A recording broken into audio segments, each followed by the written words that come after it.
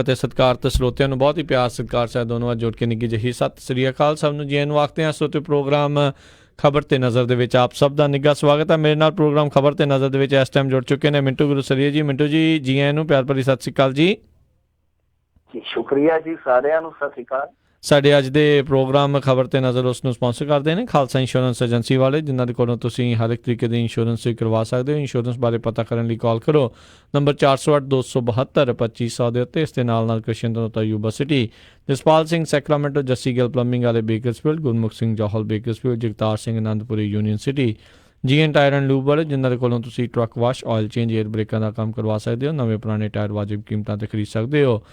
ਦੋ ਲੋਕੇਸ਼ਨਸ ਨੇ ਇਹਨਾਂ ਦੀਆਂ, ਸੈਂਟਾਨੈਲਾ ਅਤੇ ਮਡੇਰਾ 'ਚ। ਹੋਰ ਜਾਣਕਾਰੀ ਲਈ ਕਾਲ ਨਿਮਾ ਸਹੋਤਾ ਨੰਬਰ 209-277-0113।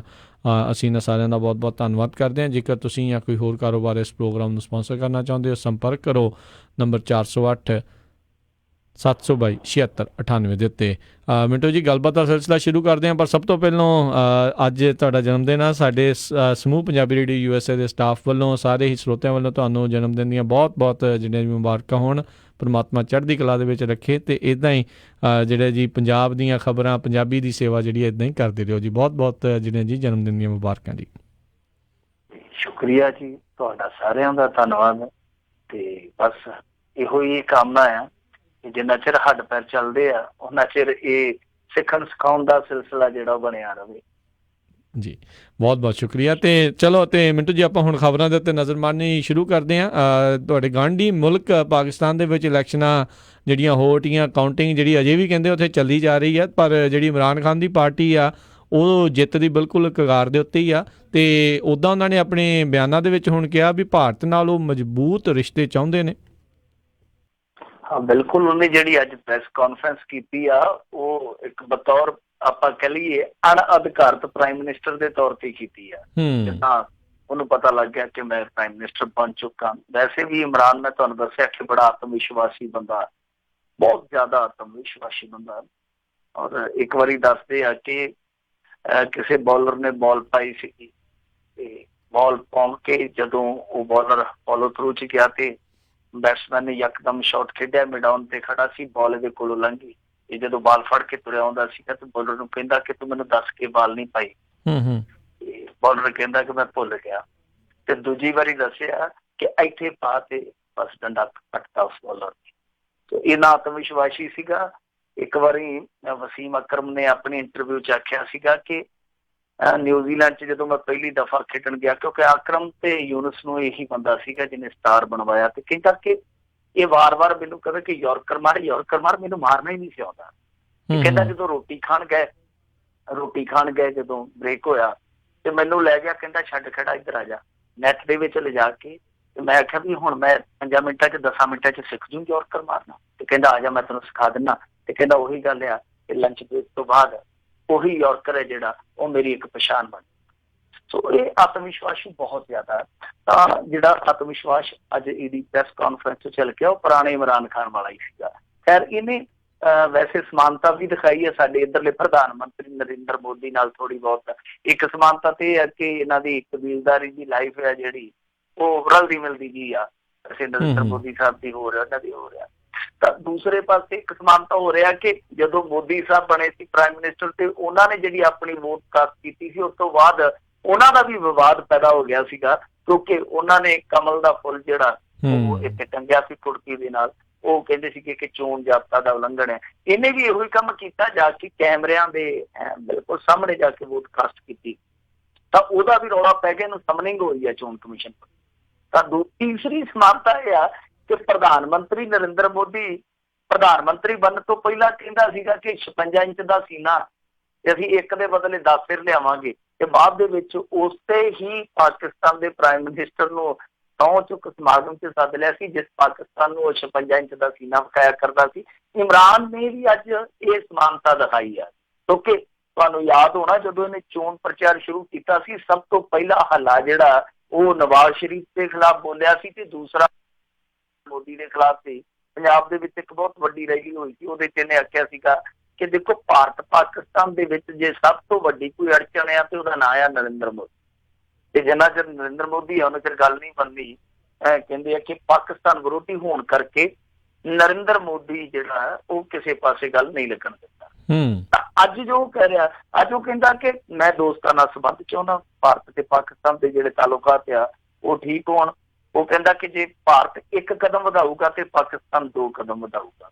ਫਿਰ ਇਸ ਤੋਂ ਅਗਲੀ ਚੀਜ਼ ਉਹਨੇ ਕਿਹਾ ਕਿ ਕਸ਼ਮੀਰ ਦਾ ਮੁੱਦਾ ਜਿਹੜਾ ਉਹ ਗੱਲਬਾਤ ਦੇ ਹੀ ਜ਼ਰੀਏ ਜਿਹੜਾ ਹੱਲ ਹੋ ਸਕਦਾ, ਉਹਦਾ ਕੋਈ ਵੀ ਇਸ ਮਸਲੇ ਦੇ ਵਿੱਚ ਹੱਲ ਨਹੀਂ ਜਾਪਦਾ।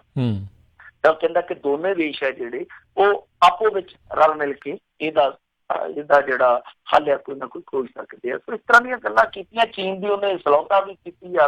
ਕਹਿੰਦਾ ਕਿ ਚੀਨ ਨੇ ਦੇਖ ਲਓ 30 ਸਾਲਾਂ 'ਚ 70 ਕਰੋੜ ਲੋਕਾਂ ਨੂੰ ਗਰੀਬੀ ਤੋਂ ਬਾਹਰ ਕੱਢਿਆ। ਅਮਰੀਕਾ ਨੂੰ ਉਹਨੇ ਤੰਗ ਵੀ ਕੀਤੀ ਆ। ਖੈਰ ਇਹ ਸਾਰਾ ਕੁਛ ਜਿਹੜਾ ਇਮਰਾਨ ਖਾਨ ਦਾ ਉਹ ਇੱਕ ਤਰ੍ਹਾਂ ਨਾਲ ਕਹਿ ਲਈਏ ਕਿ ਸੰਭਾਵੀ ਪ੍ਰਧਾਨ ਮੰਤਰੀ ਵਾਲਾ ਪ੍ਰੈਸ ਕਾਨਫਰੰਸ ਸੀਗਾ। ਹੋਰ ਉਹਦੇ 'ਚ ਕੋਈ ਪੁਰਾਣਾ ਇਮਰਾਨ ਖਾਨ ਨਹੀਂ ਨਜ਼ਰ ਆਇਆ। ਨਾਲ ਦੀ ਨਾਲ ਚੀਜ਼ਾਂ ਬਦਲ ਜਾਂਦੀਆਂ। ਤਾਂ ਹੁਣ ਇਹ ਦੇਖਣਾ ਹੋਏਗਾ ਕਿ ਜਦੋਂ ਪ੍ਰਧਾਨ ਮੰਤਰੀ ਬਣ ਜਾਊਗਾ, ਪਹਿਲੀ ਗੱਲ ਤੇ ਇਹ ਆ ਕਿ ਉਹ ਚੱਲਦਾ ਕਿੱਦਾਂ, ਉਹਨੂੰ ਚੱਲਣ ਕਿੱਦਾਂ ਦਿੱਤਾ ਜਾਂਦਾ। ਦੂਜੀ ਗੱਲ ਹੈ ਕਿ ਇੰਡੀਆ ਨਾਲ ਕਿੱਦਾਂ ਚੱਲਦਾ, ਤੇ ਤੀਜੀ ਗੱਲ ਹੈ ਕਿ ਇੰਡੀਆ ਉਹਦੇ ਨਾਲ। ਇੰਡੀਆ ਦੇ ਵਿੱਚ ਇਮਰਾਨ ਖਾਨ ਪਤਾ ਨਹੀਂ ਪ੍ਰਧਾਨ ਮੰਤਰੀ ਬਣਨਾ ਕਿ ਨਹੀਂ ਬਣਨਾ, ਕਿੱਦਾਂ ਬਣਨਾ, ਕਿੰਨਾ ਚਿਰ ਉਹਨੇ ਬਣਨਾ। ਇੰਡੀਆ ਦੇ ਖਿਲਾਫ ਇੰਨਾ ਜ਼ਿਆਦਾ ਇਮਰਾਨ ਖਾਨ ਦਾ ਪ੍ਰਚਾਰ ਹੋਣ ਲਿਆ ਕਿ ਜਿੱਦਾਂ ਇਮਰਾਨ ਖਾਨ ਉੱਤੇ ਡਿੱਗ ਚੱਲਿਆ ਇੰਡੀਆ।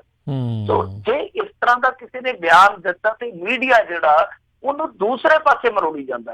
ਸਗੋਂ ਇਸ ਤਰ੍ਹਾਂ ਦੀਆਂ ਚੀਜ਼ਾਂ ਜਿਹੜੀਆਂ ਨੇ ਉਹਨੂੰ ਪੋਜ਼ਿਟਿਵਲੀ ਲੈਣਾ ਚਾਹੀਦਾ, ਸਕਾਰਾਤਮਕ ਢੰਗ ਨਾਲ ਕਹਿਣਾ ਚਾਹੀਦਾ ਕਿ ਠੀਕ ਹੈ ਜੇ ਇਮਰਾਨ ਸਾਨੂੰ ਇਹ ਪਹਿਲ ਕਦਮੀ ਕਰਦਾ, ਸਾਨੂੰ ਇਹ ਪੇਸ਼ਕਸ਼ ਕਰਦਾ ਕਿ ਹਾਂ ਭਾਈ ਜੇ 1 ਕਦਮ ਤੁਰਦੇ ਆ ਤੇ ਅਸੀਂ 2 ਤੁਰਾਂਗੇ, ਇਹ 2 ਕਹਿੰਦੇ ਅਸੀਂ 7 ਤੁਰ ਕੇ ਆਵਾਂਗੇ, ਇਹ 10 ਤੁਰ ਕੇ ਆ ਜਾਣ, ਸਾਡੀਆਂ ਦੂਰੀਆਂ ਜਿਹੜੀਆਂ ਨਿਬੜ ਜਾਣ। ਕਿਉਂਕਿ ਸਭ ਤੋਂ ਜ਼ਰੂਰੀ ਚੀਜ਼ ਹੈ ਵਪਾਰ ਚੱਲੇ ਪਹਿਲਾਂ ਦੋਨਾਂ ਦੇਸ਼ਾਂ ਦਾ। ਫਿਰ ਇਸ ਤੋਂ ਅਗਲੀ ਜਿਹੜੀ ਚੀਜ਼ ਹੈ ਉਹ ਕਸ਼ਮੀਰ ਵਾਲਾ ਮਸਲਾ ਹੈ। ਤੀਜੀ ਚੀਜ਼ ਜਿਹੜੀ ਆ, ਜਿੱਦਾਂ ਹੁਣ ਚਾਈਨਾ ਤੇ ਇੰਡੀਆ ਨੇੜੇ ਨੇੜੇ ਆਉਂਦੇ ਪਏ ਆ, ਤਾਂ ਜੇ ਪਾਕਿਸਤਾਨ ਵੀ ਕਿਸੇ ਤਰੀਕੇ ਦੇ ਨਾਲ ਵਿੱਚ ਆ ਜਾਵੇ, ਵੈਸੇ ਤੇ ਇਹਨਾਂ ਦੇ ਨਾਲ ਹੀ ਉਹ ਕੱਚਦੀ ਆ, ਤਾਂ ਜੇ ਇਹ ਤਿੰਨੇ ਦੇਸ਼ ਨਾਲ ਮਿਲ ਕੇ ਰਹਿਣ ਲੱਗ ਪੈਣ, ਤੁਸੀਂ ਆਪ ਅੰਦਾਜ਼ਾ ਲਾ ਲਓ ਕਿ ਭਾਰਤ ਤੇ ਪਾਕਿਸਤਾਨ ਦਾ ਕਿੱਡਾ ਵੱਡਾ ਬਜਟ ਹੈ ਜਿਹੜਾ ਉਹ ਇੱਕ ਦੂਜੇ ਦੇ ਡਰ ਕਰਕੇ ਹੀ ਡਿਫੈਂਸ ਤੇ ਖਰਚ ਹੁੰਦਾ ਹੈ। ਤਾਂ ਉਹ ਪੈਸਾ ਜਿਹੜਾ ਗਰੀਬੀ ਦੂਰ ਕਰਨ ਲਈ ਜਾਂ ਬੇਰੁਜ਼ਗਾਰੀ ਦੂਰ ਕਰਨ ਲਈ ਜਾਂ ਸਿੱਖਿਆ ਦੇ ਖੇਤਰ ਵਿੱਚ ਉਹ ਲਾਇਆ ਜਾਵੇ ਤਾਂ ਮੇਰੇ ਖਿਆਲ ਦੇ ਨਾਲ ਦੋਨਾਂ ਦੇਸ਼ਾਂ ਦਾ ਹੀ ਭਲਾ। ਜੀ ਜੀ ਬਿਲਕੁਲ। ਅਗਲੀ ਆਪਾਂ ਮਿੰਟੂ ਜੀ ਗੱਲ ਕਰਦੇ ਹਾਂ। ਆਮ ਆਦਮੀ ਪਾਰਟੀ ਦੇ ਵਿੱਚ ਵੱਡਾ ਕਹਿੰਦੇ ਧਮਾਕਾ ਹੋਇਆ। ਸੁਖਪਾਲ ਖਹਿਰਾ ਤੋਂ ਵਿਰੋਧੀ ਧਿਰ ਦੇ ਲੀਡਰ ਦਾ ਅਹੁਦਾ ਖੋਇਆ ਗਿਆ। ਚੀਮਾ ਹੁਣ ਕਹਿੰਦੇ ਬਣਨਗੇ ਨਵੇਂ ਵਿਰੋਧੀ ਧਿਰ ਦੇ ਲੀਡਰ। ਸੋਸ਼ਲ ਮੀਡੀਆ ਤੇ ਕਹਿੰਦੇ ਕਿ ਹਰਮਨ ਚੀਮੇ ਨੂੰ ਤਾਂ ਜਾਣਦੇ ਸਾਂ, ਹਰਪਾਲ ਚੀਮਾ ਕੌਣ ਆ? ਉਹ ਕਿਸੇ ਨੂੰ ਪਤਾ ਹੀ ਨਹੀਂ ਸੀਗਾ ਜਿਹੜਾ ਨਵਾਂ ਚਿਹਰਾ ਇਹਨਾਂ ਨੇ ਲਿਆਂਦਾ। ਵੈਸੇ ਤੇ ਹਰਪਾਲ ਚੀਮਾ ਉਦੋਂ ਸੁਰਖੀਆਂ ਚ ਆਇਆ ਸੀ ਜਦੋਂ ਤੁਹਾਨੂੰ ਯਾਦ ਹੋਣਾ ਕਿ ਆਮ ਆਦਮੀ ਪਾਰਟੀ ਨਵੀਂ ਵਿਰੋਧੀ ਧਿਰ ਦੇ ਵਿੱਚ ਗਈ ਸੀਗੀ ਤੇ ਪਹਿਲਾ ਸੈਸ਼ਨ ਸੀ ਇਹ ਹਰਪਾਲ ਸਿੰਘ ਜੀ ਸੀਗੇ ਜਿਹੜੇ ਉਹ ਬੱਸ ਦੇ ਰਾਹੀਂ ਵਿਧਾਨ ਸਭਾ ਚ ਪਹੁੰਚੇ ਜੀ। ਕਹਿੰਦੇ ਸੀ ਕਿ ਬੱਸ ਦੇ ਰਾਹੀਂ ਪਹੁੰਚਣਾ। ਬਾਅਦ ਦੇ ਵਿੱਚ ਮੇਰੇ ਖਿਆਲ ਦੇ ਨਾਲ ਬੱਸ ਤੋਂ ਉਤਰ ਕੇ ਕਾਰਕੁਰ ਤੇ ਚੜ੍ਹ ਗਏ ਤੇ ਇੱਥੇ ਕਦੇ ਦੇਖਿਆ ਨਹੀਂ ਬੱਸ ਤੇ। ਖੈਰ ਅੱਜ ਇਹ ਧਮਾਕਾ ਹੋਇਆ। ਅਚਾਨਕ ਮਨੀਸ਼ ਸਿਸੋਦੀਆ ਨੇ ਇੱਕ ਟਵੀਟ ਕੀਤਾ ਜਿੱਥੋਂ ਪੂਰੀ ਪੰਜਾਬੀ ਰਾਜਨੀਤੀ ਚ ਹਲਚਲ ਪੈਦਾ ਹੋ ਗਈ। ਸਿਸੋਦੀਆ ਨੇ ਜਾਣਕਾਰੀ ਦਿੱਤੀ ਕਿ ਅਸੀਂ ਸੁਖਪਾਲ ਖਹਿਰਾ ਨੂੰ ਰਿਪਲੇਸ ਕਰਕੇ ਹਰਪਾਲ ਚੀਮਾ ਜੀ ਨੂੰ ਵਿਰੋਧੀ ਧਿਰ ਦਾ ਆਗੂ ਚੁਣ ਰਹੇ ਹਾਂ। ਫਿਰ ਇਸ ਤੋਂ ਬਾਅਦ ਵੱਖ-ਵੱਖ ਤਰੀਕਿਆਂ ਨਾਲ ਪ੍ਰਤੀਕਰਮ ਆਏ, ਇੱਥੋਂ ਤੱਕ ਕਿ ਜਿਹੜੇ ਅਕਾਲੀ ਜਾਂ ਕਾਂਗਰਸੀ ਇਹਨਾਂ ਦੇ ਵਿਰੋਧੀ ਆ ਉਹ ਵੀ ਹੈਰਾਨ ਸਨ ਕਿ ਇਹ ਫੈਸਲਾ ਕਿਸ ਤਰ੍ਹਾਂ ਦਾ ਫੈਸਲਾ ਲੈ ਲਿਆ ਗਿਆ।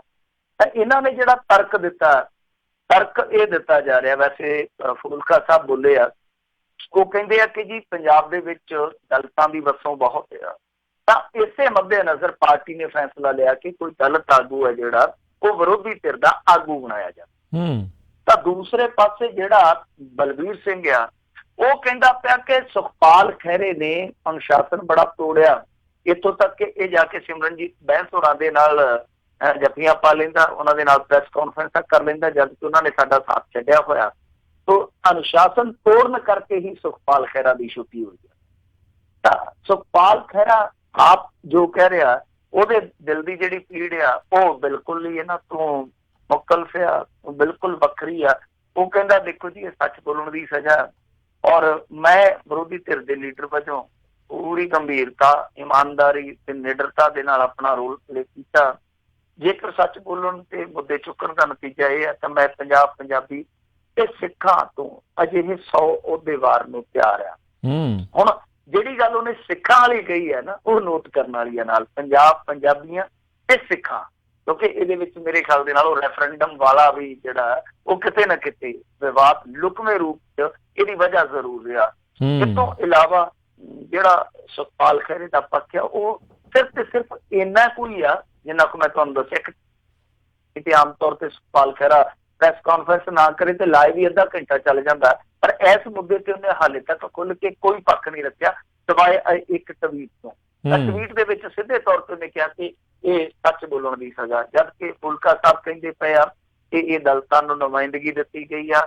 ਡਾਕਟਰ ਬਲਵੀਰ ਸਿੰਘ ਕਹਿੰਦੇ ਕਿ ਅਨੁਸ਼ਾਸਨ ਤੋੜਨ ਦੀ ਸਜ਼ਾ ਦਿੱਤੀ ਗਈ ਹੈ। ਵੈਸੇ ਜੇ ਡਾਕਟਰ ਬਲਵੀਰ ਸਿੰਘ ਕਹਿੰਦਾ ਕਿ ਅਨੁਸ਼ਾਸਨ ਤੋੜਨ ਦੀ ਸਜ਼ਾ ਦਿੱਤੀ ਗਈ ਆ, ਇਹ ਸਭ ਤੋਂ ਪਹਿਲੀ ਸਜ਼ਾ ਤੇ ਉਹਨੂੰ ਮਿਲਣੀ ਚਾਹੀਦੀ ਸੀਗੀ। ਆ ਜਿਹਨੇ ਪਿੱਛੇ ਜੇ ਆਡੀਓ ਦੇ ਵਿੱਚ ਇਹ ਗੱਲ ਕਹੀ ਸੀ ਕਿ ਸੁਖਪਾਲ ਖਹਿਰੇ ਦਾ ਕੱਦ ਬਹੁਤ ਉੱਚਾ ਹੋ ਰਿਹਾ, ਇਹਨੂੰ ਛਾਂਗਣਾ ਪੈਣਾ। ਕੀ ਇਹ ਅਨੁਸ਼ਾਸਨ ਤੋੜਨਾ ਨਹੀਂ ਸੀਗਾ? ਫਿਰ ਦੂਜੀ ਚੀਜ਼ ਇਹ ਆ ਕਿ ਜੇ ਦਲਿਤਾਂ ਨੂੰ ਤੁਸੀਂ ਨੁਮਾਇੰਦਗੀ ਦੇਣੀ ਹੈ ਤੇ 1.5 ਸਾਲ ਸੁੱਤੇ ਰਹੇ ਤੁਹਾਨੂੰ ਉਦੋਂ ਨਹੀਂ ਸੀ ਪਤਾ ਕਿ ਇੱਥੇ ਕਿੰਨੀ ਵਸਤੂਆਂ ਦਲਿਤਾਂ ਦੀ। ਸੋ ਜੇ ਦਲਿਤਾਂ ਦੀ ਇੰਨਾ ਹੀ ਤੁਹਾਨੂੰ ਫਿਕਰਮੰਦੀ ਆ ਤੇ ਫਿਰ ਤੁਸੀਂ ਚੋਣਾਂ ਤੋਂ ਪਹਿਲਾਂ ਦਲਿਤ ਚੀਫ ਮਿਨਿਸਟਰ ਦਾ ਕੋਈ ਉਮੀਦਵਾਰ ਉਤਾਰ ਦਿੰਦੇ ਮੈਦਾਨ ਦੇ ਵਿੱਚ ਕਿ ਆਹ ਭਾਈ ਉਮੀਦਵਾਰ ਆ ਤੁਹਾਡਾ, ਆਹ ਚਿਹਰਾ ਦਲਿਤਾਂ ਦਾ, ਇਹ ਤੁਹਾਡੀ ਇੱਥੇ ਨੁਮਾਇੰਦਗੀ ਕਰੂਗਾ, ਫਿਰ ਤੇ ਮਜ਼ਾ ਆਉਂਦਾ। ਫਿਰ ਤੇ ਸਵਾਲ ਆਉਂਦਾ ਕਿ ਹਾਂ ਠੀਕ ਆ, ਇਹ ਵਾਕਈ ਦਲਿਤ ਪ੍ਰਸਤ ਆ। ਪਰ ਜੋ ਇਹ ਕਰਦੇ ਪਏ ਆ ਮੇਰੇ ਖਿਆਲ ਦੇ ਨਾਲ ਇਹ ਹੁਣ ਦਲਿਤ ਪੱਤਾ ਖੇਡਦੇ ਪਏ ਆ, ਕਿਉਂਕਿ ਸੁਖਪਾਲ ਖਹਿਰਾ ਜਿਵੇਂ ਆਪਾਂ ਉਦਣ ਵੀ ਗੱਲ ਕਰਕੇ ਹਟੇ ਸਾਂ, ਮੈਂ ਕਹਿ ਕੇ ਗਿਆ ਸੀਗਾ ਕਿ ਸੁਖਪਾਲ ਖਹਿਰੇ ਦਾ ਹਸ਼ਰ ਸੁੱਚਾ ਸਿੰਘ ਛੋਟੇਪੁਰ ਵਾਲਾ ਹੋ ਸਕਦਾ। ਕਿਉਂ? ਉਹਦਾ ਇੱਕ ਕਿਤੇ ਨਾ ਕਿਤੇ ਜਿਹੜਾ ਉਹ ਬਣਦਾ ਪਿਆ ਸੀਗਾ ਸਬਬ ਉਹ ਇਹੀ ਸੀਗਾ ਕਿ ਜਦੋਂ ਸੁੱਚਾ ਸਿੰਘ ਛੋਟੇਪੁਰ ਦੀ ਛੁੱਟੀ ਕੀਤੀ ਸੀਗੀ, ਏਦਾਂ ਦਾ ਹੀ ਮਾਹੌਲ ਕ੍ਰੀਏਟ ਕੀਤਾ ਗਿਆ ਸੀ ਪਾਰਟੀ ਦੇ ਵਿੱਚ, ਜਿੱਦਾਂ ਕਿ ਸੁਖਪਾਲ ਖਹਿਰੇ ਨੂੰ ਲੈ ਕੇ ਕੀਤਾ ਗਿਆ। ਇਹਨਾਂ ਨੇ ਜਦੋਂ ਲਿਫਾਫੇ ਵਾਲਾ ਚੱਕਰ ਲੈਂਦਾ ਮੇਰਾ ਮੱਥਾ ਟਣਕ ਗਿਆ ਸੀਗਾ ਕਿ ਹੁਣ ਸੁਖਪਾਲ ਖਹਿਰੇ ਦਾ ਖਹਿੜਾ ਇਹਨਾਂ ਨੇ ਛੱਡ ਦੇਣਾ। ਤਾਂ ਉਹ ਜਿਹੜਾ ਲਿਫਾਫਾ ਵਿੱਚ ਆ ਗਿਆ ਸੀਗਾ ਉਹ ਕਿਤੇ ਨਾ ਕਿਤੇ ਇੱਕ ਤਰ੍ਹਾਂ ਨਾਲ ਕਹਿ ਲਈਏ ਕਿ ਇਹਨਾਂ ਦੇ ਧਾਗੇ ਨੂੰ ਤੋੜ ਕੇ ਰੱਖ ਗਿਆ ਸੀਗਾ। ਇਸ ਤੋਂ ਇਲਾਵਾ ਤੁਹਾਨੂੰ ਪਤਾ ਹੀ ਹੈ ਸਭ ਤੋਂ ਵੱਡੀ ਜਿਹੜੀ ਸੁਖਪਾਲ ਖਹਿਰੇ ਦੀ ਰੜਕ ਪਈ ਅਰਵਿੰਦ ਕੇਜਰੀਵਾਲ ਨੂੰ ਉਹ ਇਹ ਸੀਗੀ ਕਿ ਜਦੋਂ ਉਹਨੇ ਮਾਫੀ ਮੰਗੀ ਮਜੀਠੀਏ ਤੋਂ, ਸਭ ਤੋਂ ਵੱਡਾ ਵਿਰੋਧ ਕੀਤਾ ਸੀ ਸੁਖਪਾਲ ਖਹਿਰੇ। ਤਾਂ ਉਸ ਤੋਂ ਬਾਅਦ ਤੁਹਾਨੂੰ ਪਤਾ ਹੀ ਇਹ ਚੀਜ਼ਾਂ ਵਿਗੜੀਆਂ ਇੱਥੋਂ ਤੱਕ ਕਿ ਸੁਖਪਾਲ ਖਹਿਰਾ ਮਿਲ ਗਿਆ ਤੇ ਅਰਵਿੰਦ ਕੇਜਰੀਵਾਲ ਉਹਨੂੰ ਮਿਲਿਆ ਕੋਈ ਨਹੀਂ। ਹਾਲਾਂਕਿ ਬਾਅਦ ਚ ਸੁਖਪਾਲ ਖਹਿਰਾ ਪਰਦਾ ਪਾ ਗਿਆ, ਇਹਦੀ ਵੀ ਬੇਇੱਜ਼ਤੀ ਸੀਗੀ। ਇਹ ਕਹਿੰਦਾ ਜੀ ਕਿ ਬਿਮਾਰ ਬੜਾ ਹੋ ਗਿਆ, ਧਰਨੇ ਤੇ ਬੈਠਾ ਸੀਗਾ, ਇਸ ਕਰਕੇ ਮਿਲ ਨਹੀਂ ਪਾਇਆ। ਪਰ ਅਸਲ ਦੇ ਵਿੱਚ ਸੂਤਰ ਇਹ ਦੱਸਦੇ ਸੀ, ਮੀਡੀਆ ਦੱਸਦਾ ਸੀਗਾ ਕਿ ਅਰਵਿੰਦ ਕੇਜਰੀਵਾਲ ਨੇ ਮਿਲਣ ਤੋਂ ਮਨਾ ਕਰ ਦਿੱਤਾ ਕਿ ਮੈਂ ਇਸ ਬੰਦੇ ਨੂੰ ਨਹੀਂ ਮਿਲਣਾ। ਹਾਂ, ਕਿ ਰੈਫਰੈਂਡਮ ਵਾਲਾ ਮਸਲਾ ਆ ਗਿਆ, ਡਾਕਟਰ ਬਲਵੀਰ ਸਿੰਘ ਵਾਲੀ ਰਹਿੰਦੀ ਕਸਰ ਜਿਹੜੀ ਆ ਉਹ ਨਿਕਲ ਗਈ। ਕੁੱਲ ਮਿਲਾ ਕੇ ਸੁਖਪਾਲ ਖਹਿਰੇ ਦੀ ਛੁੱਟੀ ਕਰ ਦਿੱਤੀ ਗਈ ਆ। ਜਦੋਂ ਮੈਂ ਤੁਹਾਡੇ ਨਾਲ ਜੁੜਨ ਲੱਗਾ ਤਾਂ ਉਹ ਤੋਂ ਠੀਕ 2 ਮਿੰਟ ਪਹਿਲਾਂ ਇੱਕ ਸਿਮਰਨਜੀਤ ਬੈਂਸ ਨੇ ਅਰਜੈਂਟ ਪ੍ਰੈਸ ਕਾਨਫਰੰਸ ਕੀਤੀ, ਅਰਜੈਂਟ ਵੀ ਨਹੀਂ ਕਹਿ ਸਕਦੇ, ਇੱਕ ਐਮਰਜੈਂਸੀ ਪ੍ਰੈਸ ਕਾਨਫਰੰਸ ਕੀਤੀ ਆ ਜੀ। ਤਾਂ ਉਹ ਐਮਰਜੈਂਸੀ ਜਿਹੜੀ ਪ੍ਰੈਸ ਕਾਨਫਰੰਸ ਕੀਤੀ ਆ ਉਹਦੇ ਚ ਉਹਨੇ ਇੱਕ ਬਹੁਤ ਵੱਡੀ ਗੱਲ ਕਹੀ ਆ, ਕਿਉਂਕਿ ਤੁਹਾਨੂੰ ਪਤਾ ਹੀ ਆ ਕਿ ਸਿਮਰਨਜੀਤ ਬੈਂਸ ਹੋਰੀ ਆ ਜਿਹੜੇ ਉਹ ਬੱਕੜਵਾ ਨਹੀਂ ਮਾਰਦੇ, ਕੋਈ ਨਾ ਕੋਈ ਗੱਲ ਜਿਹੜੀ ਆ ਉਹ ਲੌਜਿਕ ਨਾਲ ਕਰਦੇ ਆ। ਤਾਂ ਉਹਨਾਂ ਨੇ ਗੱਲ ਕਹੀ ਆ ਕਿ ਅਸਲ ਦੇ ਵਿੱਚ ਆਮ ਆਦਮੀ ਪਾਰਟੀ ਤੇ ਕਾਂਗਰਸ ਦਾ ਸਮਝੌਤਾ ਹੋ ਚੁੱਕਾ ਉਤਲੇ ਲੈਵਲ ਤੇ ਜਿਹੜੀ ਪੰਜਾਬ ਦੀ ਲੀਡਰਸ਼ਿਪ ਆ ਇਹਨਾਂ ਨੇ ਰਾਹੁਲ ਗਾਂਧੀ ਦੇ ਮੂਹਰੇ ਸ਼ਰਤ ਰੱਖੀ ਸੀਗੀ ਕਿ ਅਸੀਂ ਯਾਨੀ ਪੰਜਾਬੀ ਲੀਡਰਸ਼ਿਪ ਵਾਲੇ ਤਾਂ ਤੁਰਾਂਗੇ ਨਾਲ ਜੇ ਸੁਖਪਾਲ ਖਹਿਰੇ ਦਾ ਫਸਤਾ ਵੱਢੋਗੇ। ਜੇ ਬੰਦਾ ਆਮ ਆਦਮੀ ਪਾਰਟੀ ਕਿਹਾ ਅਸੀਂ ਉਦੋਂ ਤੱਕ ਨਾਲ ਨਹੀਂ ਜੇ ਤੁਰਨਾ। ਤਾਂ ਕਹਿੰਦੇ ਆ ਕਿ ਜਦੋਂ ਰਾਹੁਲ ਗਾਂਧੀ ਨੇ ਇਹ ਗੱਲ ਜਿਹੜੀ Aam Aadmi party high command ਨੂੰ ਕਹੀ ਤਾਂ ਉਹਨਾਂ ਨੇ ਝੱਟ ਇਹ ਤਿਆਰੀ ਖਿੱਚ ਲਈ, ਕਿਉਂਕਿ ਉਹ ਪਹਿਲਾਂ ਹੀ 4 ਵਾਰ ਤਿਆਰ ਸੀ। ਸੋ ਇਹ ਬਹੁਤ ਵੱਡਾ ਬਹੁਤ ਗੰਭੀਰ ਦੋਸ਼ ਹੈ ਜਿਹੜਾ ਉਹ ਸਿਮਰਨਜੀਤ ਬੈਂਸ ਨੇ ਲਾਇਆ।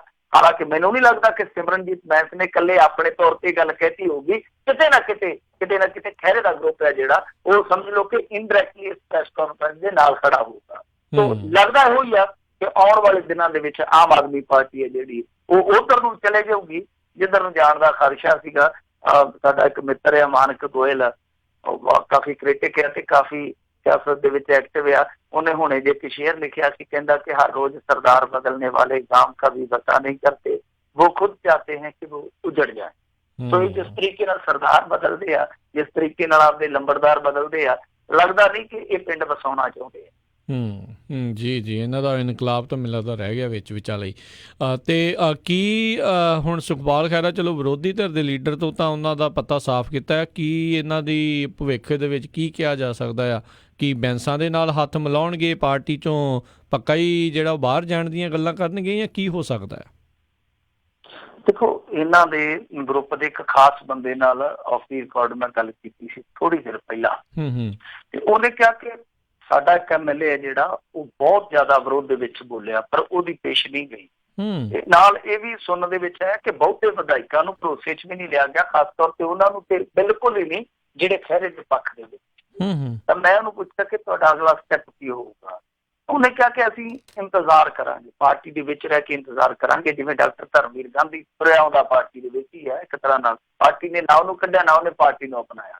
ਤਾਂ ਅਸੀਂ ਇਸੇ ਤਰ੍ਹਾਂ ਚੱਲਾਂਗੇ, ਹਾਲੇ ਵੇਖ ਕੇ ਚੱਲਾਂਗੇ।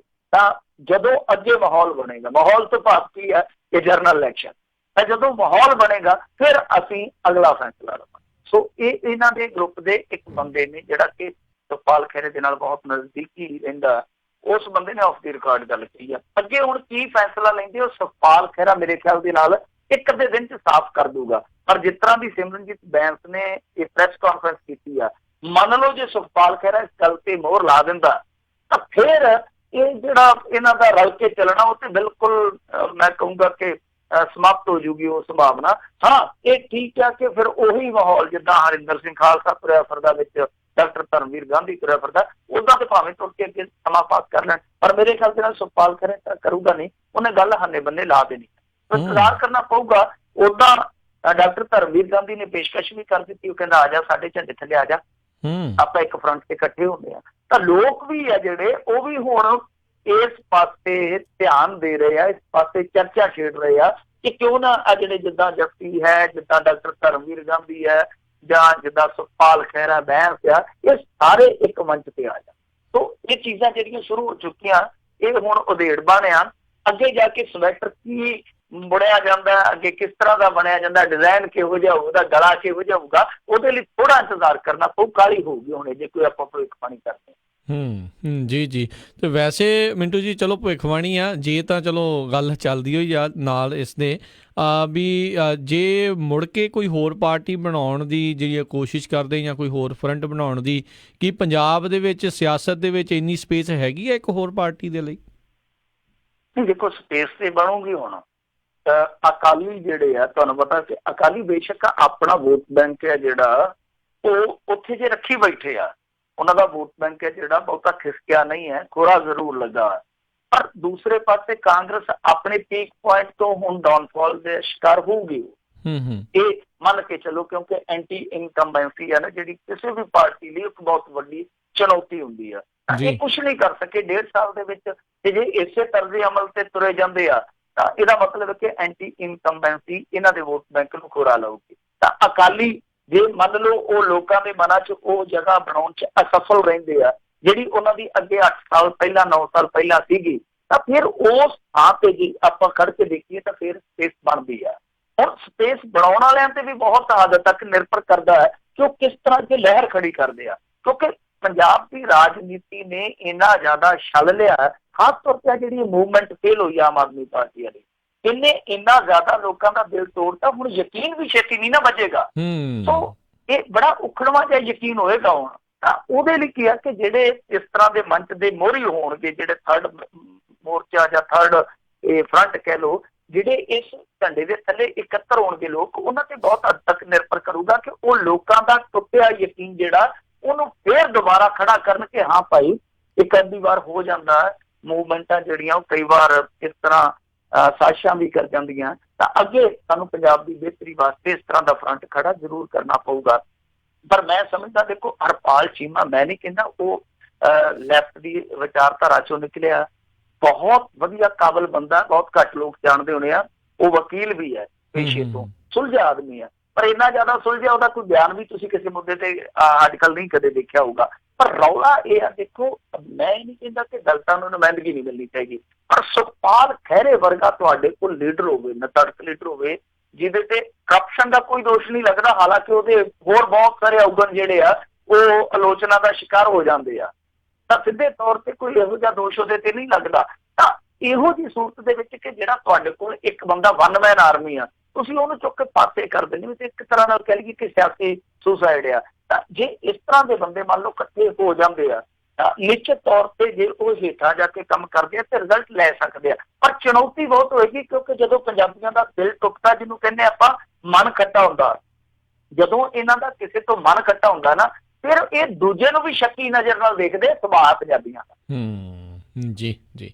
ਅਗਲੀ ਜਿਹੜੀ ਆਪਾਂ ਮਿੰਟੂ ਜੀ ਗੱਲਬਾਤ ਵੱਧਦੇ ਹਾਂ, ਜਸਟਿਸ ਰਣਜੀਤ ਸਿੰਘ ਕਮਿਸ਼ਨ ਦੀ ਰਿਪੋਰਟ ਜਾਵੇਗੀ ਕਹਿੰਦੇ ਵਿਧਾਨ ਸਭਾ 'ਚ। ਦੇਖੋ, ਇਹਨਾਂ ਨੇ ਐਲਾਨ ਕਰ ਦਿੱਤਾ ਵੈਸੇ ਤੇ ਜਿਹੜੀ ਜਸਟਿਸ ਰਣਜੀਤ ਸਿੰਘ ਕਮਿਸ਼ਨ ਦੀ ਰਿਪੋਰਟ ਆ ਉਹ 2-3 ਪੜਾਵਾਂ 'ਚ ਆਉਣੀ ਆ, ਕਿਉਂਕਿ ਪਿੱਛੇ ਜਿਹੇ ਬਰਗਾੜੀ ਦੀ ਜਿਹੜੀ ਤਹਿਕੀਕਾਤ ਹੋਈ ਸੀਗੀ ਉਹਦੇ ਵਿੱਚ ਕੁਛ ਗ੍ਰਿਫਤਾਰੀਆਂ ਹੋਈਆਂ ਸੀਗੀਆਂ, ਉਸ ਤੋਂ ਬਾਅਦ ਫਿਰ CBI ਫਰੇਮ ਦੇ ਵਿੱਚ ਆ ਗਈ। CBI ਨੇ ਕੀ ਕੀਤਾ ਉਹ ਕਿਸੇ ਨੂੰ ਕੋਈ ਪਤਾ ਨਹੀਂ, TVLM ਕਿਸੇ ਨੇ ਨਹੀਂ ਪਾਇਆ ਕਿ ਕੀ ਵਾਪਰਿਆ। ਹੁਣ ਇਹਦੇ ਵਿੱਚ ਇਹ ਸੀਗਾ ਕਿ ਉਹ ਮਾਮਲਾ CBI ਕੋਲ ਸੀਗਾ, ਇੱਧਰ ਬੰਦਿਆਂ ਨੇ ਗ੍ਰਿਫਤਾਰੀਆਂ ਜਿਹੜੀਆਂ ਉਹ ਹੋ ਗਈਆਂ ਜਾਂ ਦੇਤੀਆਂ, ਕੁਛ ਵੀ ਸੀਗਾ, ਕੁਛ ਨੇ ਸਰੈਂਡਰ ਕੀਤਾ, ਕੁਛ ਦੀਆਂ ਗ੍ਰਿਫਤਾਰੀਆਂ ਹੋਈਆਂ। ਤਾਂ ਉਹਦੇ ਵਿੱਚ ਕੀ ਸੀਗਾ ਕਿ ਇਹਨਾਂ ਨੂੰ ਜਲਦੀ ਤੋਂ ਜਲਦੀ ਫਿਰ ਉਹ ਜਿਹੜੀ ਰਿਪੋਰਟ ਸੀਗੀ ਸੌਂਪਣੀ ਪੈਣੀ ਸੀਗੀ, ਕਿਉਂਕਿ ਮੰਨ ਲਓ ਕੱਲ ਨੂੰ ਕੋਈ CBI ਸਿੱਟਾ ਦੇ ਦਿੰਦਾ, ਕੋਈ ਸਿੱਟਾ ਦੇ ਦਿੰਦੀ ਹੈ ਤਾਂ ਕਮਿਸ਼ਨ ਹੈ ਜਿਹੜਾ ਉਹ ਬਾਅਦ ਦੇ ਵਿੱਚ ਰਿਪੋਰਟ ਦਿੰਦਾ, ਤਾਂ ਦੋਵਾਂ ਦਾ ਤਾਲਮੇਲ ਹੈ ਜਿਹੜਾ ਉਹ ਠੀਕ ਨਹੀਂ ਸੀ ਬਚਣਾ। ਸੋ ਇਹਨਾਂ ਨੇ ਫਿਰ ਪਹਿਲਾ ਪੜਾਅ ਜਿਹੜਾ ਸੀਗਾ ਰਿਪੋਰਟ ਦਾ, ਜਿਹਦੇ ਵਿੱਚ ਬਾਈਬਲ ਦਾ ਮਾਮਲਾ ਸੀਗਾ, ਫਿਰ ਬਰਗਾੜੀ ਦਾ ਮਾਮਲਾ ਸੀ, ਜਵਾਹਰ ਸਿੰਘ ਦਾ ਮਾਮਲਾ ਸੀਗਾ, ਫਿਰ ਇਸ ਤੋਂ ਇਲਾਵਾ ਮਲਕੇ ਦਾ ਮਾਮਲਾ ਸੀਗਾ, ਸ਼ਾਇਦ ਇੱਕ ਗੁਰੂਸਰ ਦਾ ਮਾਮਲਾ ਸੀਗਾ। ਇਸ ਤਰ੍ਹਾਂ ਕੁਛ ਜਿਹੜੇ ਮਾਮਲੇ ਸੀਗੇ ਬੇਹਰਮਤੀ ਨਾਲ ਜੁੜੇ, ਉਹ ਉਹਨਾਂ ਨੇ ਪੜਤਾਲ ਕੇ ਪਹਿਲੇ ਪੜਾਅ ਦੀ ਰਿਪੋਰਟ ਦੇ ਵਿੱਚ ਸ਼ਾਮਲ ਕਰਕੇ ਰਿਪੋਰਟ ਸੌਂਪ ਦਿੱਤੀ ਸੀ ਗਵਰਨਮੈਂਟ ਨੂੰ। ਤਾਂ ਇੱਥੇ ਸਵਾਲ ਉੱਠਦੇ ਪਏ ਸੀਗੇ ਕਿ ਜੇ ਹੁਣ ਰਿਪੋਰਟ ਸਰਕਾਰ ਦੇ ਕੋਲ ਪਹੁੰਚ ਚੁੱਕੀ ਆ ਤੇ ਇਹਨੂੰ ਨਾ ਤੇ ਜਨਤਕ ਕਰਦੇ ਪਏ ਆ, ਨਾ ਇਹ ਦੱਸਦੇ ਪਏ ਲੋਕਾਂ ਨੂੰ ਕਿ ਅੱਗੇ ਇਹ ਕੀ ਸਟੈਪ ਚੁੱਕਣਗੇ, ਕਿਉਂਕਿ ਜਸਟਿਸ ਜੋਰਾ ਸਿੰਘ ਕਮਿਸ਼ਨ ਜਿਹੜਾ ਇਹਨਾਂ ਨੇ ਅਕਾਲੀ ਭਾਜਪਾ ਵਾਲਿਆਂ ਨੇ ਬਿਠਾਇਆ ਸੀਗਾ, ਰਿਪੋਰਟ ਉਹਨਾਂ ਵੀ ਸੌਂਪੀ ਸੀਗੀ, ਤਾਂ ਉਹ ਰਿਪੋਰਟ ਵੀ ਜਿਹੜੀ ਸੀਗੀ ਉਹ ਦੱਬ ਲਈ ਸੀ ਪਿਛਲੀ ਸਰਕਾਰ ਨੇ। ਤਾਂ ਲੋਕ ਕਹਿੰਦੇ ਸੀਗੇ ਕਿਤੇ ਇਹ ਵੀ ਨਾ ਹੋਵੇ ਕਿ ਕੈਪਟਨ ਸਾਹਿਬ ਦੱਬ ਕੇ ਪੈ ਜਾਣ, ਕਿਉਂਕਿ ਅੱਗੇ ਇੱਕ ਵਾਰੀ ਫੈਮਿਲੀ ਦੇ ਵਿੱਚ ਇਹਨਾਂ ਨੇ ਦਬਕਾ ਮਾਰਿਆ ਸੀ ਅਕਾਲੀਆਂ ਨੂੰ, ਇਹ ਕਹਿੰਦੇ ਚੁੱਪ ਕਰਕੇ ਬਹਿ ਜਾਓ, ਨਹੀਂ ਤੇ ਮੈਂ ਕਹਿੰਦਾ ਉਹ ਫਾਈਲ ਜਿਹਦੇ 'ਚ ਤੁਹਾਡੇ ਨਾਮ ਆ, ਤੇ ਮੁੜ ਕੇ ਉਹ ਫਾਈਲ ਜਿਹੜੀ ਆ ਨਿਕਲੀ ਨਹੀਂ, ਅੱਜ ਤੱਕ ਦੱਸੀ ਨਹੀਂ ਕੈਪਟਨ ਸਾਹਿਬ ਨੇ ਕੋਈ ਫਾਈਲ ਜਿਹੜੀ ਆ ਨੀਲੀ ਆ, ਪੀਲੀ ਆ, ਕਾਲੀ ਆ, ਹਰੀ ਆ, ਕਿਸੇ ਨੂੰ ਕੋਈ ਪਤਾ ਨਹੀਂ ਹੈ। ਤਾਂ ਲੋਕ ਕਹਿੰਦੇ ਸੀਗੇ ਕਿਤੇ ਉਸ ਫਾਈਲ ਦੇ ਵਾਂਗੂ ਇਸ ਫਾਈਲ ਦਾ ਵੀ ਹਸ਼ਰ ਨਾ ਹੋ ਜਾਵੇ।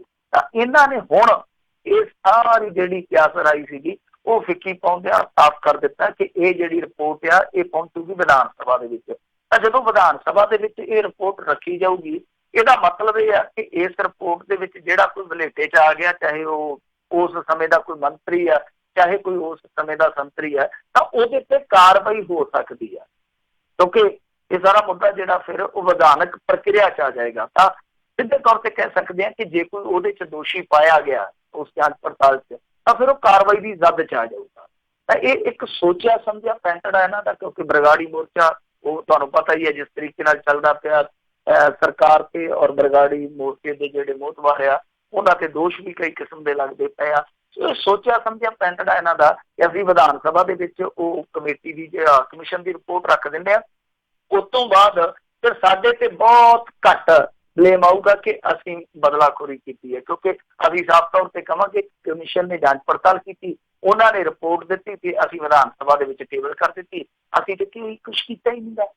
ਤਾਂ ਉਹਦੇ ਵਿੱਚ ਹੋਊਗਾ ਕਿ ਅਕਾਲੀਆਂ ਨੂੰ ਬਹੁਤ ਜ਼ਬਰਦਸਤ ਝਟਕਾ ਲੱਗੂਗਾ, ਕਿਉਂਕਿ ਇਹ ਸਾਰੀਆਂ ਚੀਜ਼ਾਂ ਆਪਾਂ ਜਾਣਦੇ ਹਾਂ ਔਰ ਇਹ ਚੀਜ਼ਾਂ ਸਾਰੀਆਂ ਆਪਾਂ ਵੇਖੀਆਂ, ਕੋਈ ਬਹੁਤੀ ਪੁਰਾਣੀ ਗੱਲ ਨਹੀਂ ਕਿ 2015 ਦੇ ਵਿੱਚ ਜਿਸ ਤਰ੍ਹਾਂ ਪੁਲਿਸ ਦੀ ਭੂਮਿਕਾ ਰਹੀ ਆ, ਉਹ ਸਾਰੇ ਐਪੀਸੋਡ ਦੇ ਵਿੱਚ ਜੋ ਬੇਹਰਮਤੀਆਂ ਵਾਲਾ ਵਾਪਰਿਆ, ਜੋ ਉਹ ਪ੍ਰਸ਼ਾਸਕੀ ਤੰਤਰ ਦੀ ਭੂਮਿਕਾ ਰਹੀ ਆ, ਜੋ ਰਾਜਸੀ ਲੋਕਾਂ ਦੀ ਭੂਮਿਕਾ ਰਹੀ ਆ, ਉਹ ਬਹੁਤ ਨਾਕਸ ਨਾ ਅਹਿਲ ਭੂਮਿਕਾ ਰਹੀ ਆ।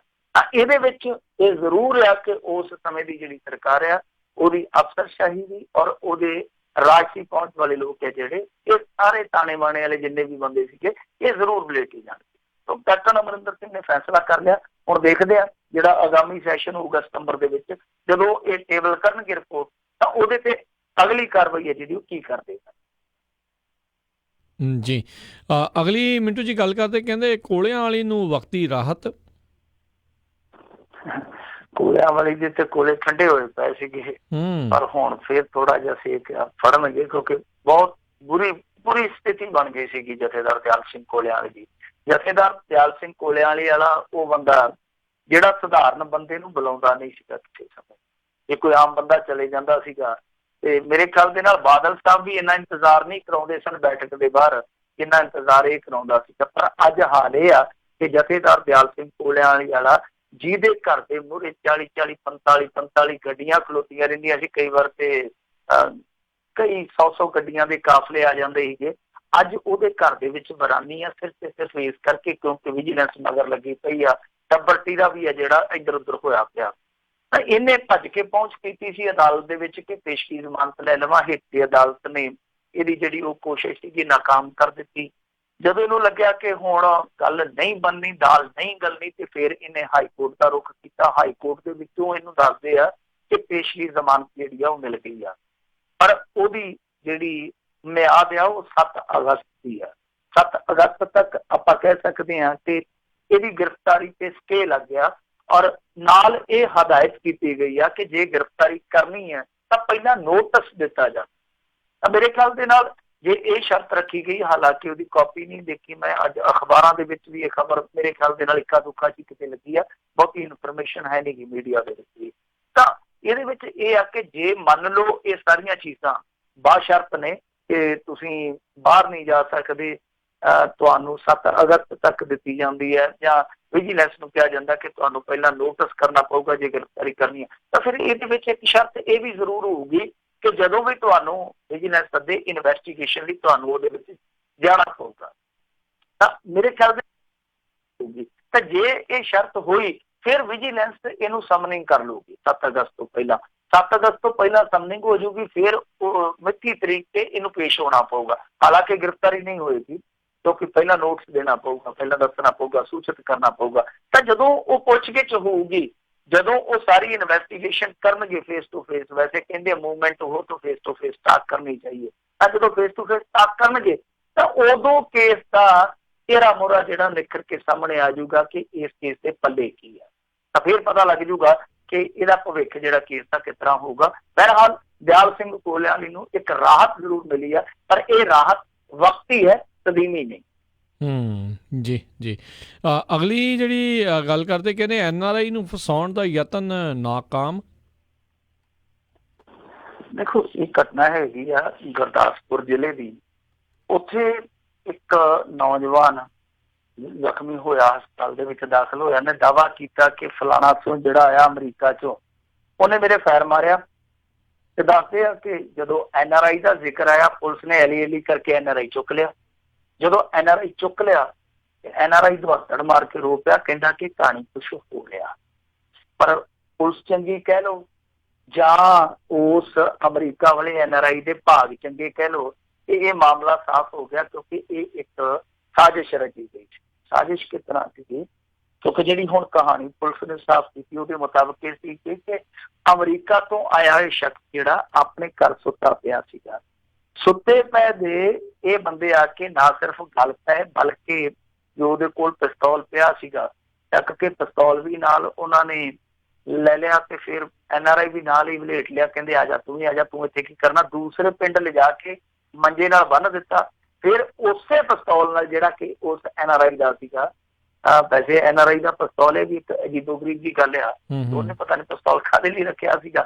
ਫਿਰ ਦੱਸਦੇ ਕਿ ਉਸੇ ਪਿਸਤੌਲ ਦੇ ਨਾਲ NRI ਦਾ ਜਿਹੜਾ ਪਿਸਤੌਲ ਸੀਗਾ ਉਹਦੇ ਨਾਲ ਗੋਲੀ ਮਾਰ ਲਈ।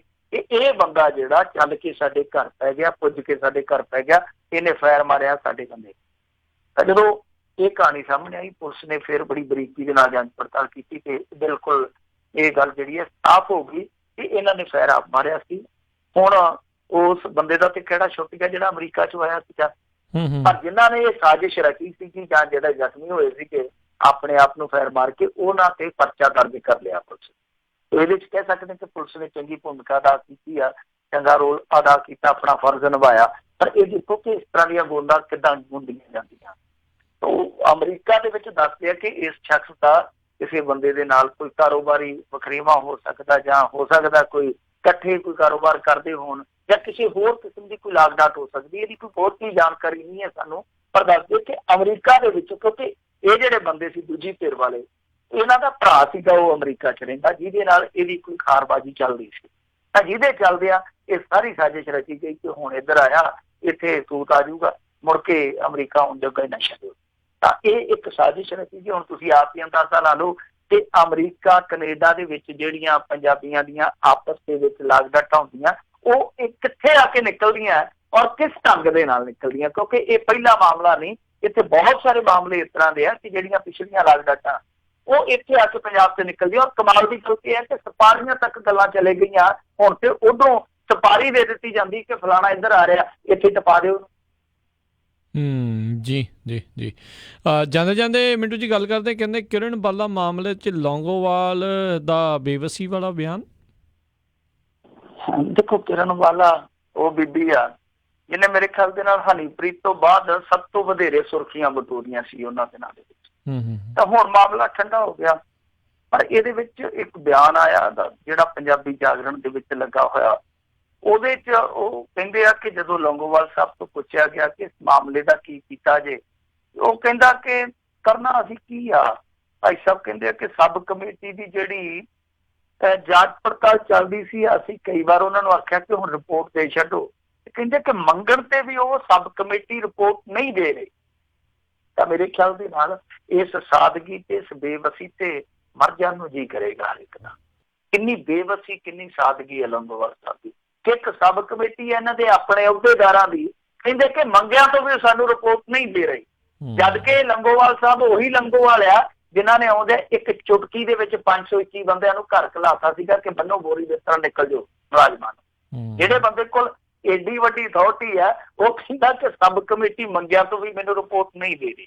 ਇਹਦਾ ਮਤਲਬ ਹੈ ਕਿ ਮਾਮਲੇ ਨੂੰ ਲਮਕਾਇਆ ਜਾ ਰਿਹਾ। ਲਮਕਾਇਆ ਕਦੋਂ ਜਾ ਰਿਹਾ ਉਹ ਤੁਹਾਨੂੰ ਵੀ ਪਤਾ, ਮੈਨੂੰ ਵੀ ਪਤਾ, ਸਾਰਿਆਂ ਨੂੰ ਪਤਾ, ਕਿਉਂਕਿ ਇਹਦੇ ਵਿੱਚ ਇਹ ਮਾਮਲਾ ਨਿਕਲ ਆਇਆ ਸੀਗਾ ਕਿ ਜਿਹੜਾ ਵਿਕਰਮ ਸਿੰਘ ਮਜੀਠੀਆ ਉਹਦੇ ਪੀਏ ਤੇ ਦੋਸ਼ ਲੱਗਾ ਸੀਗਾ ਕਿ ਇਹਨੇ ਸਿਫਾਰਿਸ਼ ਕੀਤੀ ਹੈ ਉਸਦੀ।